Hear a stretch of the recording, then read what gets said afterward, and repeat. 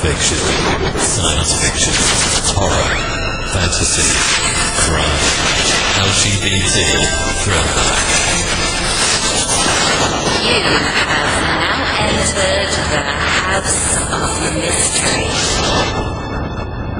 with your hosts, Eric Shapiro, David North Martino, John Copenhaver, and Al Warren. 106.5 FM Los Angeles, 102.3 FM Riverside, and 105.0 AM Palm Springs. Welcome back into the House of Mystery. I'm Al Warren, and it is Tuesday because Mr. Michael Hawley is here. That is correct. I'm here at nice, hot Buffalo, New York right now. Hot Buffalo, New York. Well, yes, it is. That's a good thing. It'll cool down a little bit, though. Well, it's September. It's not going to stay too hot too long, you know. Yeah. So now we've got a guest here. His new book is called When Black Panthers Prowled Amerika. And so let's introduce Dr. Alvin Pam. Thank you for being here. Thank you. By the way, Amerika is spelled with a K. Yes. Double reference to the KKK and to the Nazi swastika. Oh, okay. They just saw it as Amerika. Wow. Okay. I didn't realize that. That's interesting. First of all, let's start with you. Now, what made you decide to write a book covering the Black Panthers and Amerika? Well, it has a lot of personal meaning for me. In 1964, I went to Mississippi on a voter registration job as a volunteer. 1,000 northern students went to Mississippi, called by Dr. Martin Luther King, to help register voters. And right off the bat, 3 of us were killed by the Klan.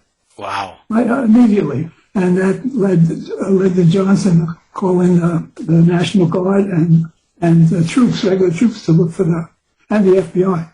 The state was saturated with FBI agents after that because of the 3 people killed. 2 were white from the north, like myself, just volunteers who came down. And so that had political ramifications, whereas the black guy who was killed, a local Mississippian, that was nothing new and nothing the FBI or the country would have been excited about. Sounds like Mississippi Burning, that movie? That's about that. It's about that project. Wow. It's exactly about that project.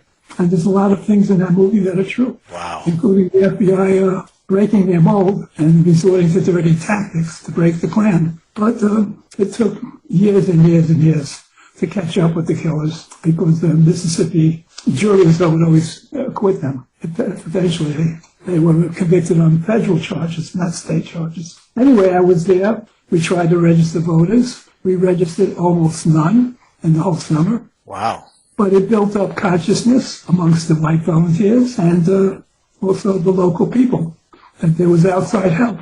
That was visible. They could see us. And we were connected back in the North. We had families. We had congressmen, which they had nothing. Right. Anyway, I went through that summer. We all got radicalized. The ones who wanted to stay full-time, some did, and worked full-time, they all belonged to an organization called SNCC, Student Nonviolent Coordinating Committee, SNCC, that worked year-round on voter registration and were constantly in jail, constantly beat up. We got to meet some of them, not in a deep way, but the guys on my project and so on. Stokely Carmichael came to visit us once, and at the end of the summer, I came back to Buffalo where I was going to graduate school. Oh, UB? Yes, UB.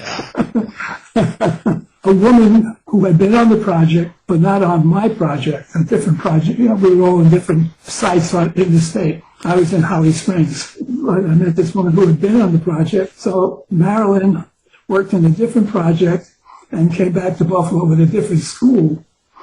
And we each set up a core chapter in our school. Core was a militant group that used nonviolent methods from Martin Luther King to try to change discrimination in Buffalo. And so we each created a chapter in our own universities, and we teamed up with the town version of CORE, and we logged in hundreds of miles of picketing and stuff.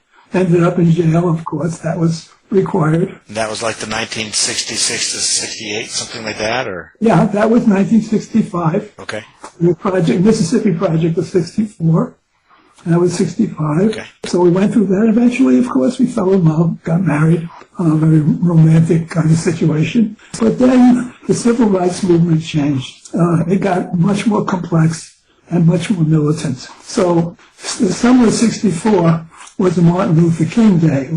That was the tough summer of nonviolent protests, passive resistance to the police. Let them arrest you, make them carry you out by going limp, but in no way resist them. And so we did that. We closed the Board of Education on one occasion, by refusing to leave and bringing up our issues that they didn't want to hear, and so on. The civil rights movement changed because Stokely Carmichael came along. He wanted all whites out. It wasn't that he wasn't grateful and respectful of whites and their contribution to the civil rights movement, but he felt the civil rights movement had to take an all-black turn in which it was all self-help. And he talked a lot about, community projects, community control. His big watchword was community control. So that changed the civil rights movement because he wasn't very much of a pacifist. He could not really control it. But he loved Martin Luther King, so he was always respectful. But then the movement got even more radical. And then in Oakland, California,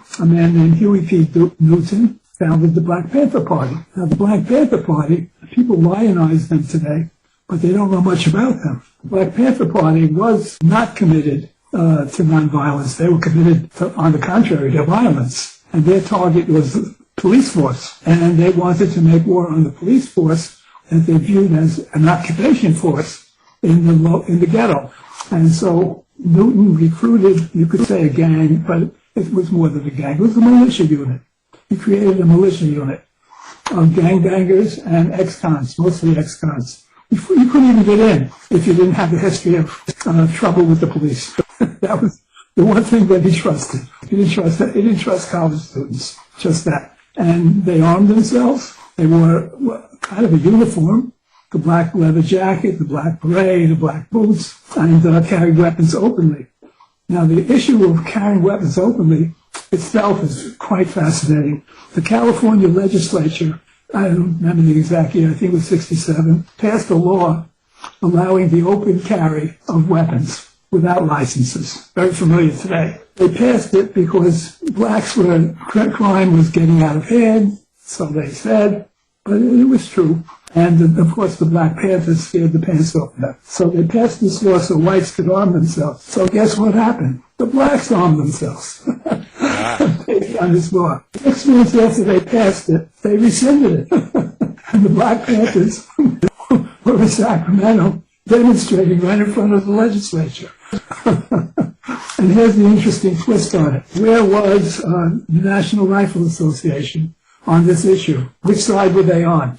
Right. The free sale of guns or making sure blacks did not have guns? Which side do you think they came out on? I would say the second, the latter. You're right.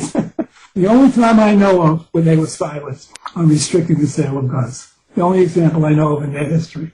The Black Panthers took that as just meaning they had to put their arms in hidden places, and they created fortresses in the ghetto, well, in Oakland, but they got so much publicity for what they were doing in Oakland that copycat chapters sprung up in every city across the country, very much emulated, and they were very brave and very disciplined. Huey Newton had them were operating as a militia. They were as disciplined as any army unit, and they trained all the time for combat. Now, there's also complications about the Panthers that nobody seems to know about today or doesn't want to know about. Their mantra was, if blacks don't get full equality, we will mount a revolution against America.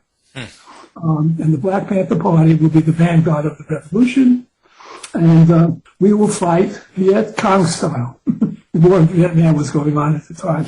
So there will be surprise attacks from people inside the country that you don't even know are Black Panthers, and the police will be assassinated, bombs will be planted in, police stations and so forth. It's going to be that kind of a revolution because they didn't have the numbers, like in Vietnam, the local people, of course, but not in America. That was their mantra: give us equality or face a revolution from the inside. What's more, though, they declared themselves to be communists, and they expected to receive arms from North Korea, North Vietnam, Russia, and China for their revolution, so that they could expand it once they had bases all over the country. And the bases would be in ghettos in every city. So they would set up a fortress in the city that they would defend and be going almost as sovereign territory.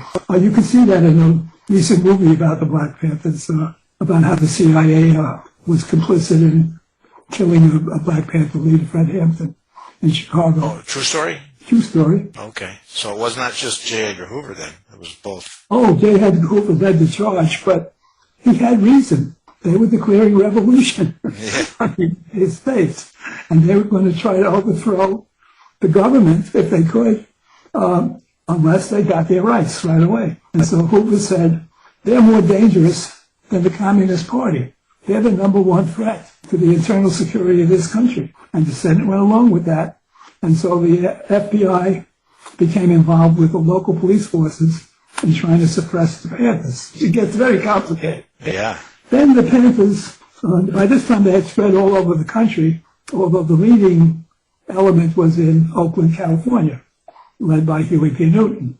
And now came a split within the party between Eldridge, Cleaver, and Huey P. Newton. Eldridge Cleaver said, we have the strength right now to start attacking the police. All we have to do is ambush police cars, attack police stations, etc., etc. We can make things very hot for them. And if they give us our rights, or they got to face the music. And Huey P. Newton said, no, if we have to do that, we will do that. But first, we want to organize the black community to back up the Black Panthers. So that means I want community programs such as free breakfast for school children, such as bus service to distant prisons where we have relatives in jail, free legal care, free medical care, setting up weekend clinics by volunteers, white and black. Sickle cell anemia, for example, got a lot of attention in the medical clinics that it did not get in the hospitals, the ordinary hospitals. They had all kinds of community programs going, but the most famous one was the free breakfast for school children, in which you could, before, no hungry children in school. You know, before you went to school, you stopped at a church right in front of your school, and the Panthers would be there with aprons on, serving breakfast. So his idea was, first we organize the black community to be behind us, and then we make our move. You know, either change or face a revolution.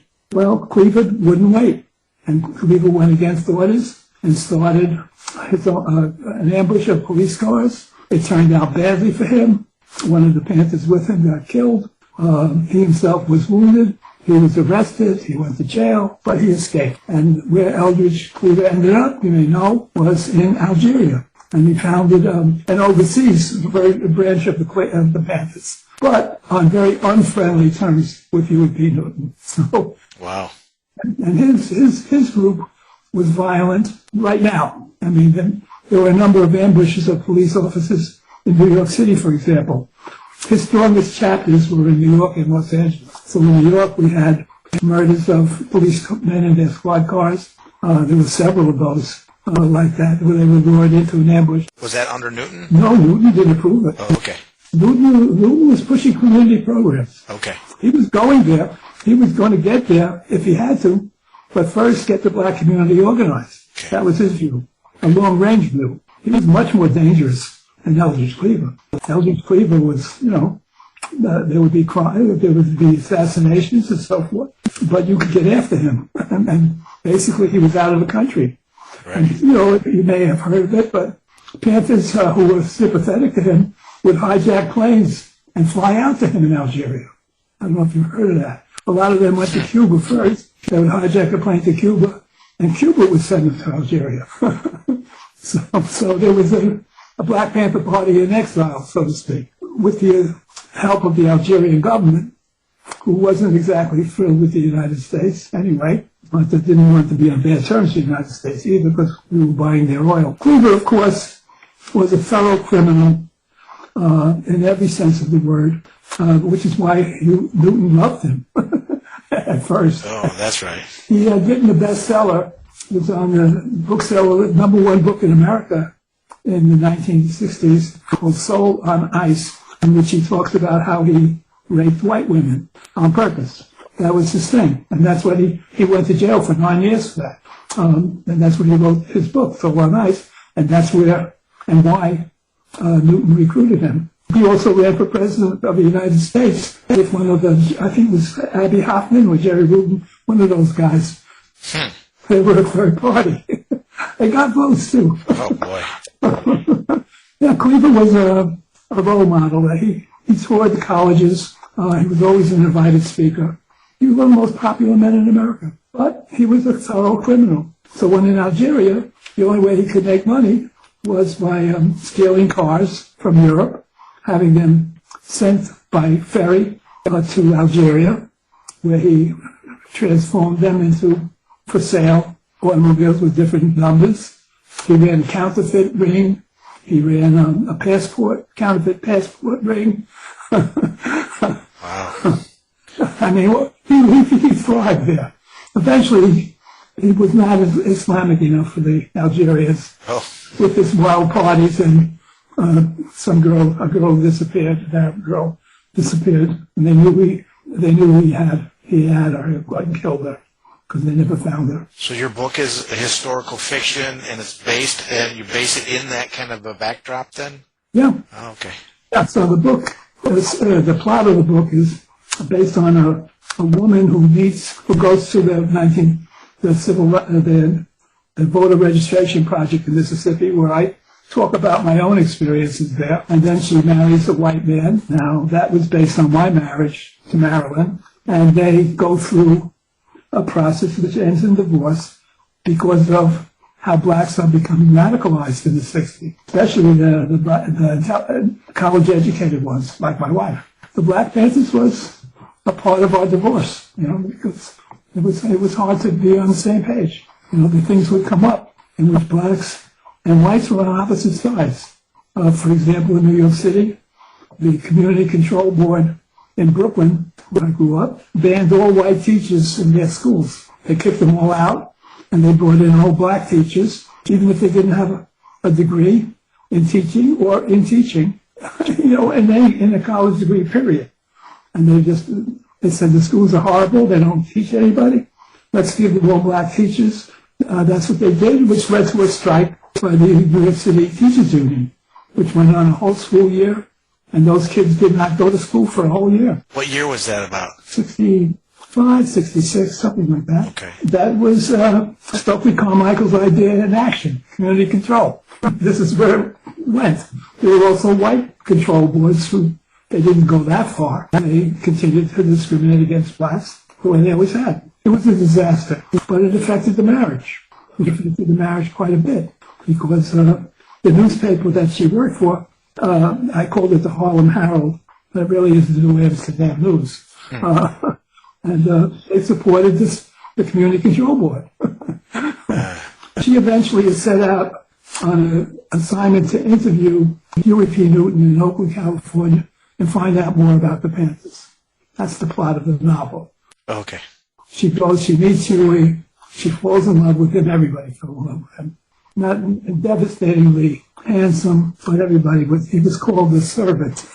The servant. He was not a servant. Servant of the people was his title officially was, but he was really an autocrat, within that movement, but a very thoughtful one. And so she gets involved with him, and she loves the Panthers, and writes articles in favor of the Panthers. The only reporter in America, according to the novel, that can give the inside of the Panther story. Because they didn't talk to white reporters. So she was the only one that could get a story out. But of course, she was also only given one side of the news, and they questioned anything that the government claimed or the police claimed were dismissed as lies, as cover-up, and a lot of times it was. They weren't totally wrong either. And then the Panthers, there began to be incidents that were very weird. A man that Huey P. Newton loved was in prison by the name of Jackson, created Panther chapters in the prisons. which eventually ended up, by the way, in the Attica uprising in New York. Oh, really? Because the prisoners, the guards, their movement was, if the guards kill any of us, we kill one of the guards. And so that's what went down. So instead of the police outside, it's the guards on the inside. Both. The Panthers hated both. They were both oppressors. And they never believed that any black inmate died in prison. They always felt they were killed, if it was a Black Panther. And, that was the temper of the 60s. Very similar to today on the Trump side. Yeah, on the opposite side. It's always the opposite story. Yeah. But they weren't always wrong, but they were very often wrong. So, one of the most famous episodes was Jackson's brother, a high school student, appeared in a courtroom with a shotgun and took the judge prisoner hostage, freed up some guys who were on trial, black guys from prison, had them come out, took some jurors hostage as well. And then they walked out of the courtroom with the judge on a shotgun sticking in his neck to a car outside. They got in and they announced to free my brother by 12 o'clock today or the hostages die. And so the guards, the prison guards who had escorted the prisoners, opened fire. Everyone was killed and the judge's head was blown off by the shotgun. So, there were incidents like that. And there were constant incidents along the road. Every confrontation between police and Panthers almost always ended up in violence on one side or the other, with accusations flying and often trials. But the biggest trial, I would say, of the 20th century, maybe the Simpson trial was bigger, but I would say the next biggest trial would have been Newton's trial when he was arrested, and the officer who arrested him was killed, but they never found the weapon. Oh, interesting. He went on trial 3 times. The first time he was reversed on appeal because there were not enough black representation on the jury pool. The next 2 times was a hung jury, and you could guarantee a hung jury anytime you tried this man if there was even a single black juror. There was no way to ever convict them. What year was this? This is in the early 70s, probably. Okay. One of the most amusing incidents that occurred around this was when Lenny Bernstein got involved. You know who Leonard Bernstein is, I'm sure. The composer. Yeah. And the conductor. He was a big fundraiser for the Panthers in the trial. Also, celebrities came to the trial every day. Jane Fonda, Marlon Brando, a slew of Hollywood people would come to the trial every day and contribute to the defense fund. Leonard Bernstein threw an affair with his swank millionaires and billionaires in his Fifth Avenue penthouse, and the Panthers were invited to come in, and they came in their boots and army, black leather jackets, and they were dancing with with wealthy donors to their defense fund. And that was written up by a very famous writer. He called it Radical Chic. Beautiful, beautiful title. Radical Chic. It was chic for wealthy people to socialize with Panthers. Amazing. It was amazing. People were very taken with them. Very taken with them.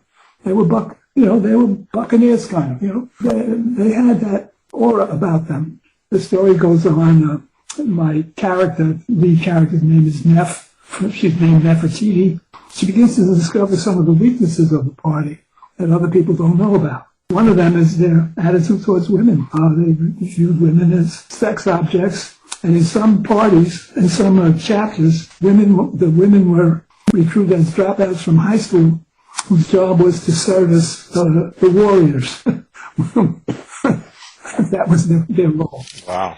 So there was a lot of really out-and-out sexism in the party. That was one of the problems. And that's true. Oh, absolutely true. I remember Stokely Carmichael once got into trouble because somebody asked him, what is the position of women in SNCC? And I mentioned SNCC, and he said, prone. What is the position of women in SNCC? Oh, I got you. Prone. Boy. No, there was a lot of sexism in those days.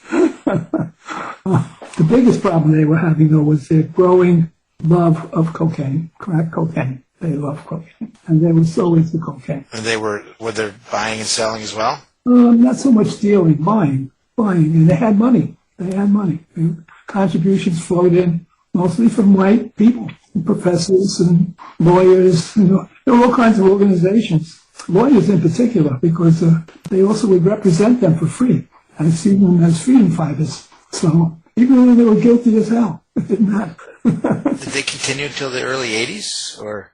The early 80s? Yeah. There's still lawyers that do that. I mean, that group. Well, they didn't survive the 70s. Oh, that was it, huh? They didn't survive. There have been some recent recreations of the party, but nothing like what they were. Okay, so neo-Black Panthers. Cocaine eventually destroyed them.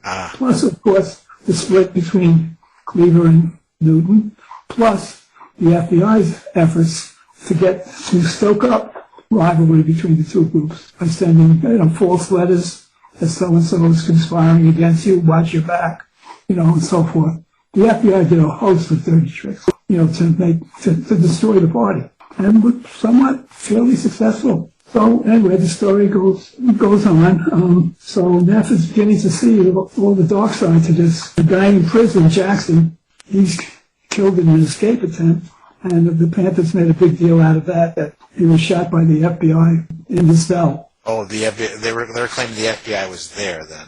Yeah, etc. It was a ridiculous claim, and even Neff in the book sees it. But you can't go against it. You can't. It's just like with Trump. You got to say the election was stolen. Right. Or to be in good standing, otherwise you're not. Exactly. So it was very much that mentality. Eventually, Neff gets into trouble with her editor because she's not aware of something that's going on in Oakland that the white reporters are picking up on, and she just poo-poos it. What do they know? But the editor says no. There's evidence for this, and it was that the Black Panthers then turned into an extortion gang, and they were holding up all the black store owners in Oakland for money, for protection money. And if they didn't give the money, stores burned down, and they were stealing money left and right in the community. That's when their sources of white philanthropy were drying up. People were very discouraged by a lot of things the Panthers were doing, right. All the show trials, and it was clear that they were lying about what they were doing, or at least fooling themselves, and they had become something very different. They went back to what they were before they were Panthers, basically. Right. And then eventually Huey is killed by a drug dealer. At the end of his life, he's going around looking for cocaine and expecting people to know who he is and just give it to him. And he did that for years. Eventually he runs into some kid who doesn't know who he is and shoots him and kills him. And of course it's blamed on the FBI.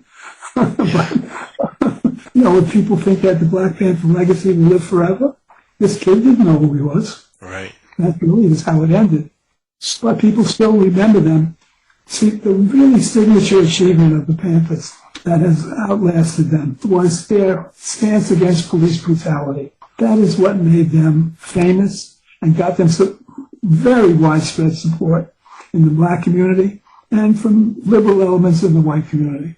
As you can see even today, right? Black Lives Matter. Yeah. Is a continuation of that. So when the police came into the ghetto, they would be followed by Panther cars, armed Panthers, and if they try to arrest a black man, the Panthers would jump out and stand around them with their guns and say, and hand them the Constitution. Did you read him his rights? But the guns were doing the talking, really. Right. And so the police had to get out. That made them very, very popular, and that still makes them popular. That is the basis of their popularity even today. And your Neff in your book is experiencing that. She's experiencing the good and the bad. Okay. The good and the bad. But eventually, she falls out of love with Huey. How could she not? He's a cocaine addict. He's a criminal again. He was to begin with. And the Panther Party is falling apart all around her. So she gets out and she, takes a different stance that, the answer to black people's problems in America is not revolution. The answer was something the Panthers accomplished, but didn't know they accomplished it. The white population's response to the fear created by the Panthers was to create more black judges, more black DAs, and many more black police officers and corrections officers. That was the answer. that the white community came up with. It didn't please the Panthers at first. They just regarded these people as turncoats, and they killed them just as much as the whites. But in the long range, that has been their, I think that's been their legacy, and it's a beautiful legacy. I have no qualms, in celebrating that aspect of what the Panthers did. It really needed doing. The police forces were fairly segregated in the 60s. Do you think that's what caused a lot of people to believe this stuff about this Antifa stuff in the recent past because of the history of the Black Panthers? No, I think that the Antifa stuff is a creation of the MAGA people. Right.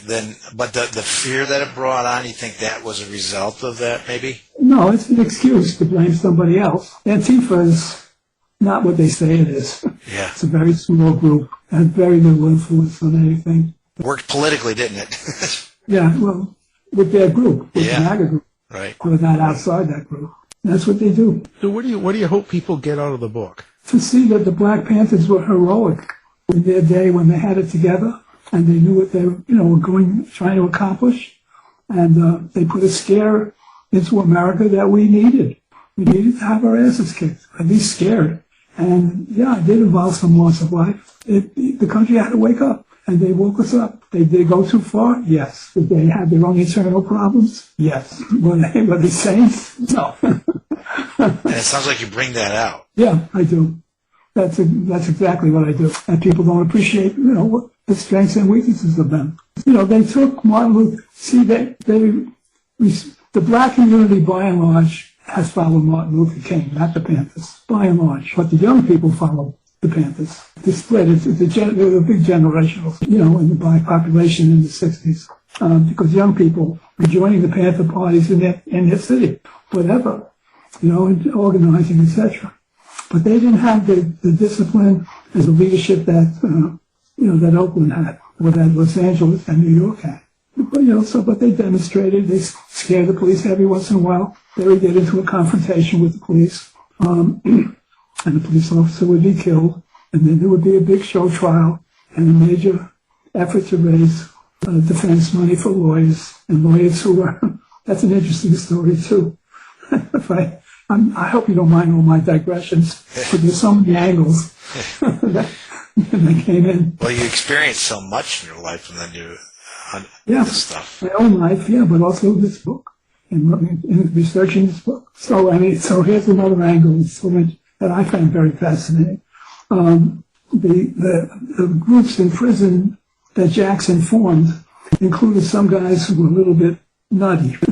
Well, one of them came out of it and entered the home of his lawyer, a white woman who slept with him. She was sleeping with her client and in love with him and all that kind of stuff. And when he asked her to bring him a gun so he could make a prison escape, she said no. And he replaced her and got somebody else who did give him a gun. And he tried his escape, but he was killed in that effort. Although 7 prison guards were killed too. So anyway, this guy came out and he goes into this attorney's house and says, "You betrayed him by not giving him a gun." And he shoots her. And he leaves her for dead, but she didn't die. But she was paralyzed from the neck down, paraplegic. The lawyers, the progressive lawyers, right? National Lawyers Guild, I think was their name at the time. They react to this. They say, we have to be careful that nobody represents a Panther just because he's a Panther. And you can't let a hotshot lawyer talk this guy out of the gas chamber or even prison with a hung jury or whatever. Because he's dangerous to us. Well, the irony of that, Neff sees it, of course, right away. These are the lawyers who've been doing exactly that for years and still do it. But they don't see it. They only see it when one of their own was attacked. That gets them to see it. But this blind concern and sympathy, for people because they're minorities and their cause appears to be just, has to be weighed against the cost to others. Yeah. Whites have rights too. Right. And their motives may not be so pure as you think. And they don't necessarily appreciate what you do anyway, as this lawyer found out. the paraplegic lawyer. She did everything except get the guy a gun. Prison visits. The only way you could get a gun to a prisoner was through a lawyer in prison visits. So that's how it was done. So what was your difficulties in publishing this book? That's of concern to me. Many people liked it. Agents liked it. Editors liked it. One person said, if this is a real autobiography, if you really are Neff, we can publish it. And I said, no, I'm a white male. I can't. He said, I can't publish it if you're a white male. So that was happened once. And in another case, the editor gave it to the publisher to publish. And the publisher said, no, I can't get involved in this. Because all you do is get an outcry from the black community about, there's some elements in the black community about cultural competence. They've already jumped all over people who adopt black fashions or music or whatever, white people, to make money off to monetize the black community. Right, so they get on, especially hard on models, singers, dancers, but mostly fashion people with clothing. They've basically driven them out of business, period. But it also has infected the publishing industry big time. Even though most publishers are white, still they won't touch it. I could not get my book published no matter what I did. Tried for years and years. I would get praise. The book would be passed up the chain and always not published. So eventually I self-published and changed the name of the author to Pam. As I said, I wrote at the end of the book, please judge the book by its merits if you've read it. Yeah. Not by the ethnicity of the author. But as far as the ethnicity goes, this is who I am, and this is why I disguised it. I believe it's still affecting the sale of the book. And if a black person thinks the author is white, who knows it in some way, they're not going to buy it. They're not likely to buy it. There's not very little interest in that. So the big picture, when the Black Panthers, good or bad? Mixed. That's historically necessary, historically inevitable. This country had it coming because the civil rights movement went south and focused on voting rights, which has helped some, but not that much. As we know from today, there's still a lot of prejudice in the South, and it plays out in the political system. But it did not address the needs of the North, where the issues were housing, education, and jobs. Those were the big jobs. And prejudice kept the black communities in ghettos, basically, living in very poor, crumbling down neighborhoods, attending lousy schools with high rates of crime, and so forth and so on. When you see a film like The Wire, which is a great, great film, episode, you see kids with no hope, with no way to turn.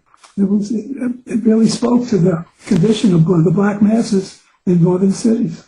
As more blacks have been integrated, I would say probably half the black community in America now is middle class, or lower middle class, or middle class, and not living in the ghetto. They get out if they can. So they're doing better, but there's still a remaining hardcore living just like before and suffering police brutality, which is why the Black Lives Matter. And you can see the fear of the police of blacks. They shoot before they. So if a Black Panther Party was around today, if the same party that came out in the 60s was around today. It came out in the 60s and it died in the 70s. Some people act like they're Panther Party or the new Black Panther. They call themselves that, the new Black Panther Party, but they're nothing. No, but if you had the same party, let's say, came along today, the real guys, if they came out today and did the same things they did then and were just as aggressive, do you think it would be successful? No, not today. The black community wouldn't follow them because some people would, obviously. And there are blacks who hate whites. There's black racism. That's another thing that Neff deals with. What about black racism? Is there such a thing? Yes, blacks would be reacting to whites. Whites did it first, and it's a natural reaction. But yes, is there such a thing as black racism? Yes, there is. And so there are blacks who, were going around a couple of years ago in the Black Lives Matter protest and talking about, killing pigs. Pigs was the word for cops. They were always referred to as pigs. And corrections officers were referred to as screws. Those titles have remained, I think. But there are lots of black officers today. Lots of them. Actually, if you look at the New York City Police Department, and I don't think they're different than many other cities, it's a minority. It's blacks and Hispanics make up the majority of the police force today. So the Black Panthers would not have much room to condemn the police the way they did. It's not a racist group, although there are racist elements inside it. As a whole, you can't say it's racist. So they would have no traction today. Plus, many blacks are doing well, reasonably well, as well as you and me. But I would say that's half the black community are in the middle class. They have some money, they have decent jobs. They buy houses, they buy cars. But there's still a good, I would say, half of the ghettos, the northern ghettos, that still need help and have every kind of problem. The crime problems, the drug problems, all of that's still there. The community programs that Huey Newton talked about, that would work still today. That would still work. Especially with the medical system being so impaired in many parts of the country, where there's very poor medical attention, death rates amongst black mothers and children. So a free medical clinic on the weekends, a good thing. And I think whites would go too. As a matter of... Now, do you have a website or a place that people can come find you online? No, I don't. I'm a generation beyond that. I consider myself one of the last remaining 20th century men. Well, the book, of course, is called When Black Panthers Prowled Amerika. And our guest is Dr. Alvin Pam. Thank you for being here. Nice speaking with you. Nice speaking with you. You've been listening to the House of Mystery radio show. To find out more about our guests, hosts, or shows, go to www.houseofmystery.com. Show's over for now. Was it as good for you as it was for me? Yeah. Good night. This has been a production of Something Weird Media. I'll be back.